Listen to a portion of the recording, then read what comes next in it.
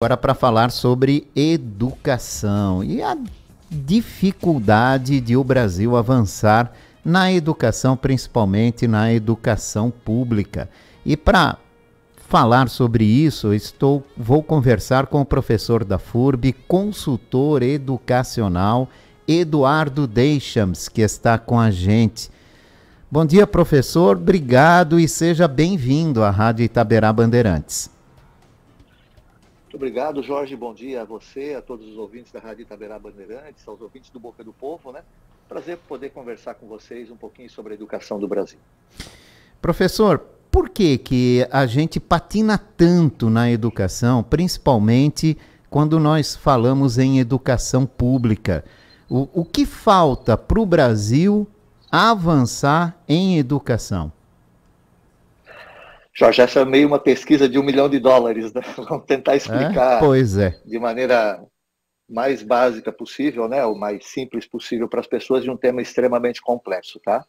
A gente tem vários fatores que dificultam a gente avançar, o Brasil avançar do ponto de vista educacional, mas que ao longo do tempo, e principalmente depois da Constituição de 88, e particularmente depois da nova LDB de 96, nós tivemos avanços significativos. A gente sempre fala, né, no meio educacional, que quando a gente olha para a educação brasileira, a fotografia não parece ser boa, mas quando a gente olha o filme, o desenvolvimento da educação brasileira ao longo das últimas décadas, a gente tem feito um esforço significativo de inclusão, por exemplo. Muita gente fala, né? Ah, mas a educação, no meu tempo, era melhor, mas era uma educação para poucos, né? A gente, por muito tempo no Brasil, teve em torno de 30% a 40% da população acessando a educação de maneira regular. Hoje, no ensino fundamental, por exemplo, a gente já chega quase à totalidade. A gente ultrapassa os 95%, 96% das crianças em idade escolar na escola. A gente tem no ensino médio ainda uma barreira, né, para ser superada, porque nesse caso a gente está na faixa dos 80%, então nós temos muito para avançar. E obviamente que a gente tem os desafios, né, nós temos os desafios da educação infantil, em particular de 0 a 3 anos, né, que é a pré-escola, a creche, onde a gente, na verdade, ainda tem um avanço significativo de acesso para resolver. Então, do ponto de vista de acesso educacional, quando a gente compara o século XX, ou a segunda metade do século XX, com o início do século XXI, nós temos avanço. O grande desafio do Brasil é que quando nós somos submetidos a avaliações internacionais em termos de qualidade, nós deixamos a desejar. Então, a gente tem percentuais baixos de jovens ou crianças que chegam ao final do ensino fundamental ou ao final do ensino médio com aprendizagem adequada em matemática e língua portuguesa, como a gente também tem problemas, por exemplo, em relação ao PISA, que é a avaliação internacional que é feita com jovens de 15 anos, que normalmente ali é o primeiro ano do ensino médio, onde os resultados do Brasil também estão aquém dos resultados das melhores nações do mundo. Mas sempre é bom lembrar que no PISA não participam todos os países do mundo, não. Participam só alguns, e na verdade o Brasil sempre é comparado, nesse caso, com países desenvolvidos. Então a gente tem um avanço, entretanto o grande desafio que está posto agora é a questão da qualidade. Como trabalhar essa questão da qualidade são os fatores que têm sido lidados, né, com questões de currículo, com questões de melhoria, de questões adicionais que nós temos sobre material didático, sobre transporte escolar, sobre alimentação e principalmente sobre a questão dos professores, né? Tanto a formação dos professores como também a questão de carreira e remuneração dos docentes. Essa questão dos professores sempre foi algo muito discutido, muito criticado aqui no Brasil, primeiro pela valorização, né, professor? E agora a sobrecarga sobre os professores que, com o passar do tempo, já não são mais apenas profissionais que vão numa sala de aula para ensinar a sua matéria, né? Eles tiveram que virar psicólogos, assistentes sociais e por aí afora. Eu até cito para o senhor um exemplo aqui mesmo de Blumenau, né? Depois daquela tragédia naquela creche, os professores também passaram por uma formação de segurança, quer dizer, cada vez mais se joga responsabilidade em cima do professor. Então, Jorge, isso é muito por conta da evolução da própria sociedade, né? Na verdade, quando você trabalha hoje, o perfil do professor que você tinha lá na segunda metade do século XX, com o perfil do professor que você precisa ter para o século XXI, isso vale para várias profissões também, inclusive para jornalista, para médico, para advogado, para engenheiros. As competências que você tem que desenvolver, elas são mais diversas, porque ali no século XX, a gente tinha o professor como o detentor do conhecimento. Então, ele, na verdade, ia à sala de aula e ele era a principal autoridade em termos de informação dentro da sala de aula e certamente aplicava a metodologia pedagógica adequada para que esse conhecimento fosse transferido. Hoje nós não falamos mais apenas em conhecimento, porque o conhecimento está lá no Google, né? Ou está no processo de inteligência artificial que começa a aparecer também. Mas a gente fala do processo educativo, de como eu vou fazer com que o estudante ele possa desenvolver a sua autonomia e desenvolver competências para que ele utilize o conhecimento e aplique ele na solução de problemas da vida real. E muitos professores na formação inicial não foram preparados para essa transição. É uma transição importante, que eu saio da simples transmissão do conhecimento, que até, como eu digo, lá atrás funcionava para a sociedade, para um desenvolvimento de competências, que é a forma como eu utilizo o conhecimento, aplicando ele para a solução de problemas. Esse é o ponto básico que muitas vezes faz com que o Brasil tenha resultados não tão bons, por exemplo, no PISA, porque o PISA é uma avaliação de competências e não uma avaliação de conhecimentos. E a gente tem o próprio Enem, as provas de avaliação no Brasil, os próprios currículos ainda estão muito focados na questão do conhecimento da informação, que é algo que a sociedade do século XXI ela busca em outros formatos, né? Mas, lógico, esse é apenas um arranjo, né, do tipo de formação que os professores têm.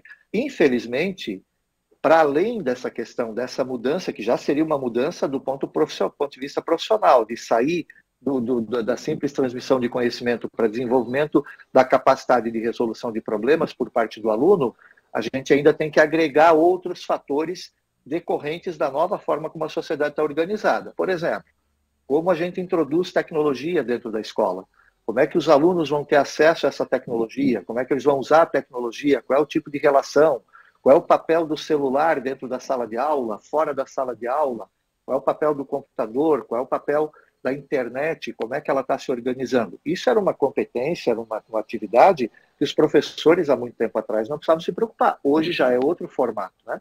Para você trabalhar com o estudante. Porque o estudante está lá com o celular na sala de aula.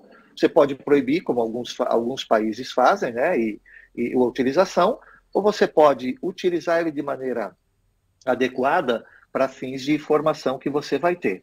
E agora a gente teve mais recentemente, né? E a lamentar muito isso, de que a escola deixou de ser um espaço de segurança máxima, né? A gente sempre teve isso muito forte, né? E que a escola, o espaço escolar, era um espaço onde, ainda que você tivesse pequenos acidentes que pudessem acontecer em espaço com crianças, isso acontece, né? Mas você não tinha esse tipo de violência externa adentrando o ambiente escolar.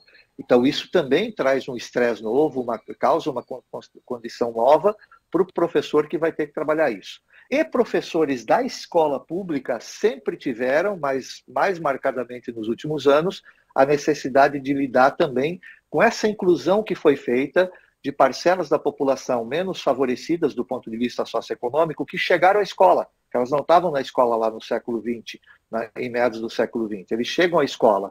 Como é que eu lido com as desigualdades que o país tem em relação do ponto de vista socioeconômico? Do estudante que vem de uma família muito pobre e que eventualmente está inserido num ambiente completamente diferente para ele.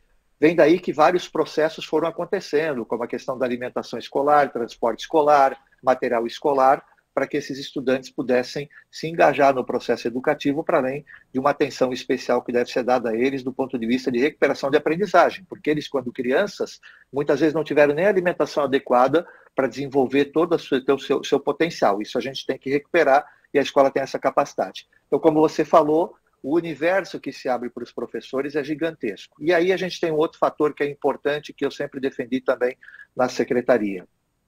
A forma como a gente tem a formação dos professores no Brasil e a forma de contratação dos professores, ela é muito particular do Brasil.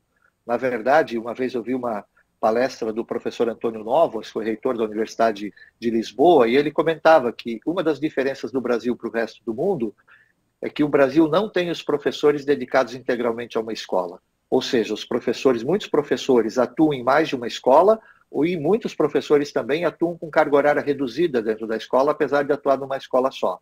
Isso traz desestímulo profissional, isso traz uma dificuldade de ambientação para o professor. O professor que trabalha em mais de uma escola tem que entender a proposta pedagógica das duas escolas. Isso traz problemas de remuneração e, principalmente, isso traz uma falta de pertencimento do professor com a escola e da escola e, obviamente, desse professor com as famílias e com os estudantes. Então, a gente precisa também fazer um esforço grande de ter os professores dedicados integralmente a uma unidade escolar só, porque isso pode ajudar nesse processo de adaptação e de integração de novos conhecimentos que ele precisa implementar. Bem lembrado, professor. Outra coisa também é o sentimento de pertencimento que a família tem que ter com a escola, né? Muitos questionam esse afastamento da família da escola, e que a gente está falando em escolas públicas principalmente. Até em algumas particulares é registrado isso, né? A família se afasta da escola, não entende a escola como dela também. Então, Jorge, aí tem também, de novo, fatores que a sociedade vai impondo para a gente, né? Mas vamos falar particularmente primeiro da escola pública, né? Quando eu estava na secretaria, a gente voltou com o processo que tinha sido parado, né? As indicações de diretores eram feitas por forma de indicação política. Quando nós estivemos na secretaria, nós trabalhamos na Secretaria de Estado da Educação um processo de seleção dos professores, que não era uma eleição pura, porque tinha todo um processo de preparação, mais elaboração de projeto para a escola, de um plano de gestão para a escola, e depois a participação da comunidade escolar na seleção ou na indicação de nomes de professores para serem nomeados pelo governador como diretores de escola. Mais recentemente, né, agora, a professora Patrícia, que foi secretária aqui em Blumenau, e que hoje é secretária adjunta da Educação do Estado, junto com o secretário Simadon, eles aperfeiçoaram esse processo, eles mudaram um pouco a questão dos pesos para incentivar cada vez mais a participação da família. A ideia de colocar a comunidade escolar e particularmente as famílias no processo de seleção dos diretores era justamente para tentar trazer de volta os pais, né, e a família, desculpa, para esse processo de participação da escola. Então isso teve um aumento, né? Agora foi reforçado nesse processo feito recentemente pelo governo do estado para que as famílias possam participar. Mas aí nós temos dois fatores, falando ainda de escola pública, tá, Jorge? O primeiro fator é a própria condição que o pai tem de poder se dedicar à escola. Muitos só têm tempo para chegar na escola no final de semana. Porque durante a semana eles estão absolutamente ocupados, inclusive, para garantir a remuneração, a subsistência da sua família. Então você também tem tempos diferentes, porque lá atrás a gente tem que lembrar que a organização da família era diferente, né? E aqui eu não estou dizendo que estava correto naquela época, deixar isso bem claro, é apenas uma constatação. Era a história do marido da família sair para trabalhar, sustentar a casa com a esposa cuidando dos filhos em casa e, eventualmente, a esposa que fazia mais relação com a escola, se fosse o caso. Hoje não é assim. As famílias elas estão organizadas que tanto o homem quanto a mulher, na sua imensa maioria, acabam acessando o mercado de trabalho. Então, como é que você vai ter os tempos adequados para que eles possam participar da escola? Outro fator na escola pública. Muitos estudantes da escola pública estão atingindo níveis educacionais que seus pais e avós não atingiram. Então, também tem um pouco isso de que o pai não está acostumado com a ideia da educação e do ambiente escolar, porque ele frequentou por pouco tempo a escola. Então, isso também precisa ser trabalhado em termos de relação com a comunidade para que os pais possam se sentir à vontade no ambiente escolar e orgulhosos com o que seus filhos estão fazendo. Muitas vezes, Jorge, muito mais do que participar na escola, é importante que o pai em casa acompanhe o que seu filho está fazendo. É aquela coisinha simples. Lá à noite, na hora de comer com o filho, ou que encontra ele depois do trabalho. Como é que foi a escola hoje, filho? O que você aprendeu? Essa pergunta vai mostrar para a criança que o pai se importa com a escola, que o pai se importa com o estudo e está interessado. Isso estimula a criança nesse processo. Nas escolas particulares, por exemplo, aí de novo é aquela questão do tempo, das relações, como é que você vai poder se relacionar. Então, são mudanças que a sociedade foi trazendo, né? Inclusive pela questão do tempo. A tecnologia veio para dizer que a gente ia ter mais tempo livre e, no final das contas, a gente trabalha mais do que trabalhava antes, né? essas questões de tempo, de espaço, para poder colocar a escola dentro do processo é importante. Mas vai muito da construção de qual é a importância que a família dá para o processo educacional, e pode ter certeza, Jorge, tem muita gente nas famílias, é que a gente normalmente põe foco nos grupos que não estão participando, mas tem muita gente boa participando da escola e ajudando a fazer escolas melhores, exatamente por conta dessa relação que tem com os professores. E isso é muito bom, né?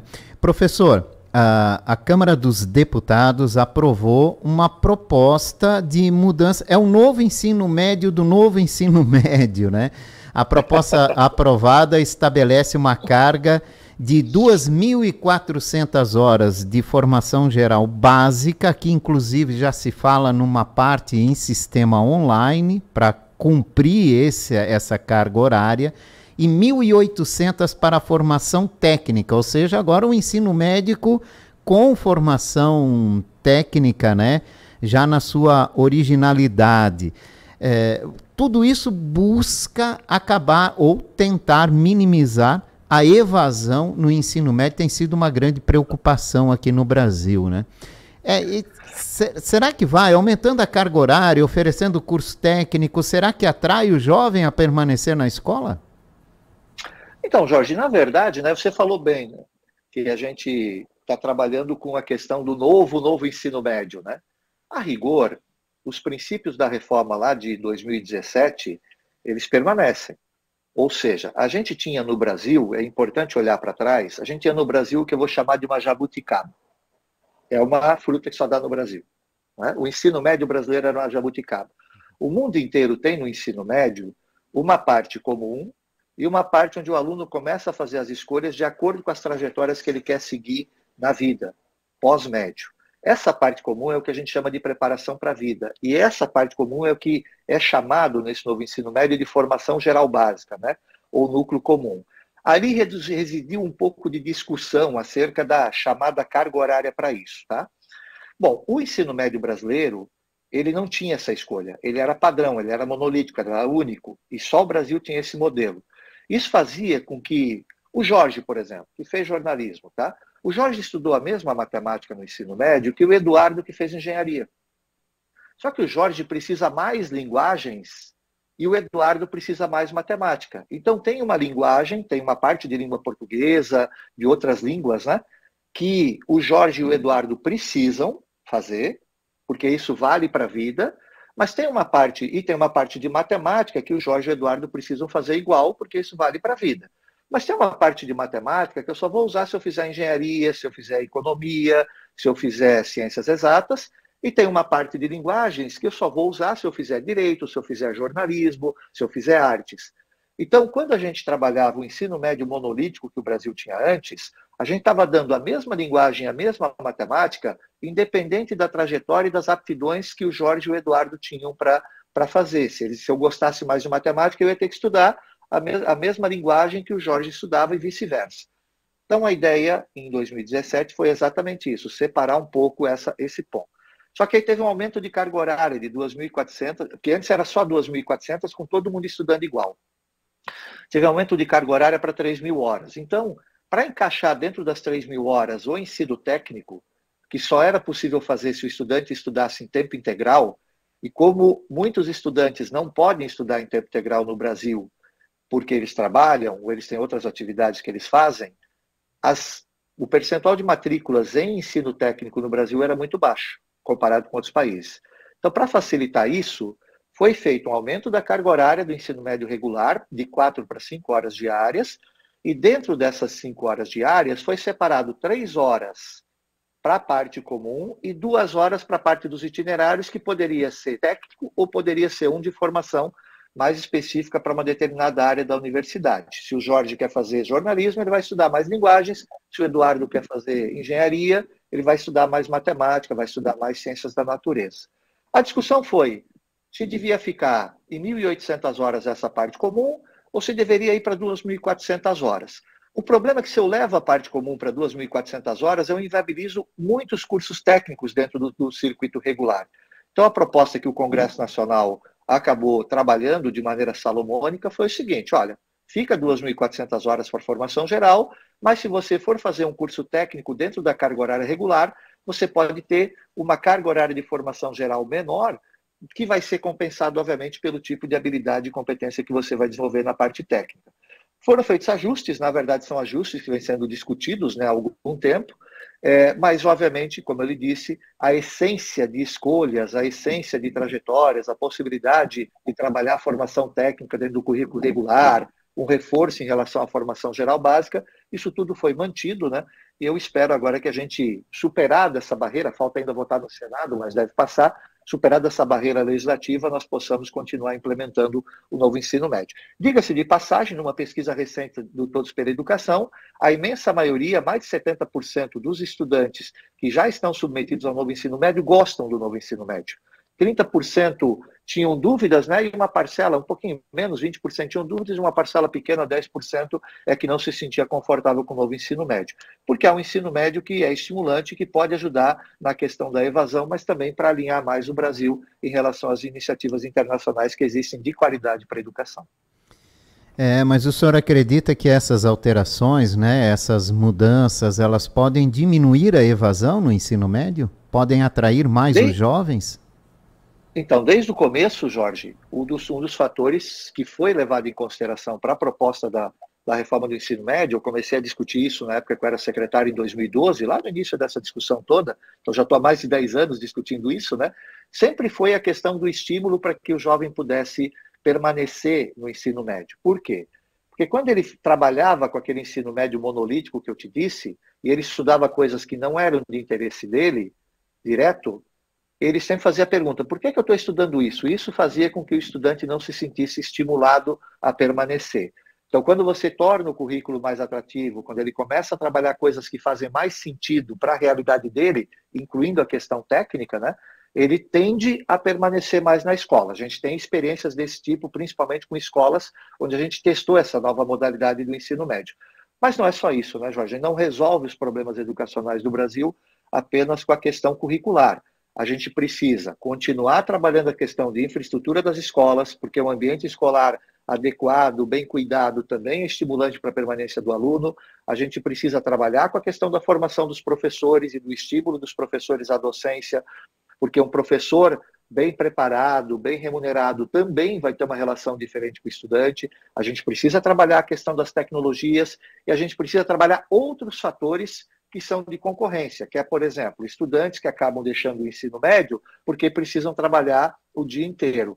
Vem daí os programas de bolsa, como o Pé de Meia, vem outros programas de incentivo à permanência do estudante, que Santa Catarina também implementou, São Paulo implementou em nível estadual, para que o estudante possa permanecer. E também programas de integração da aprendizagem profissional. O CIE, por exemplo, que é o Centro de Integração Escola-Empresa, né? Ele faz esse trabalho, o SENAI faz esse trabalho, o SESC faz esse trabalho, o SENAC faz esse trabalho, que é o processo de fazer a integração do estudante que está na escola, já com algumas atividades profissionais, no processo de aprendizagem profissional. Também é outra forma de fazer com que o estudante permaneça na escola, porque se ele não permanecer na escola, ele não tem esse espaço, essa vaga da aprendizagem profissional que ele já pode estar fazendo no ambiente industrial ou em outros ambientes também. Então, são vários fatores, né, que precisam ser coordenados, não apenas a questão do currículo, né, para que a gente possa garantir a redução da evasão do ensino médio no Brasil.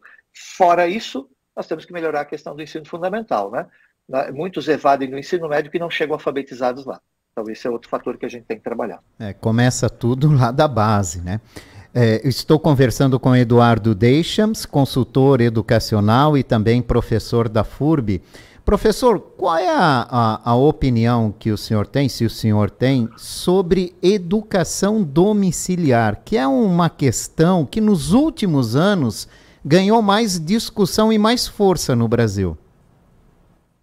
Jorge, quando eu estava no Conselho Nacional de Educação, e eu era até presidente do Conselho, a gente discutiu, a gente recepcionou várias entidades que defendiam a educação domiciliar, outras que não defendiam, para fazer esse debate. Porque na época já tinha a ideia de eventualmente se fazer uma regulamentação sobre esse tema dentro do Conselho Nacional de Educação. Depois o Supremo Tribunal Federal reforçou isso, ele disse, olha, primeiro precisa de uma alteração, tá? Existe essa possibilidade do ponto de vista constitucional, mas precisa de uma lei regulamentando. Uma vez tiver, então, não se deve fazer norma antes de lei. Não se pode fazer resolução do Conselho antes de lei. Então, a hora que o Congresso Nacional regulamentar isso por lei, vai ter que ter feita a regulamentação por norma também pelo Conselho Nacional e Conselho Estadual de Educação. Então, teve uma discussão, né, sobre o ensino domiciliar em Santa Catarina, foi aprovada uma lei na Assembleia, e depois caiu porque dependia da lei nacional. Bom, Jorge, vamos lá. Quando a gente discutiu lá no Conselho Nacional de Educação, tá? Primeiro que muitos países no mundo têm o ensino domiciliar como uma possibilidade para ser utilizada.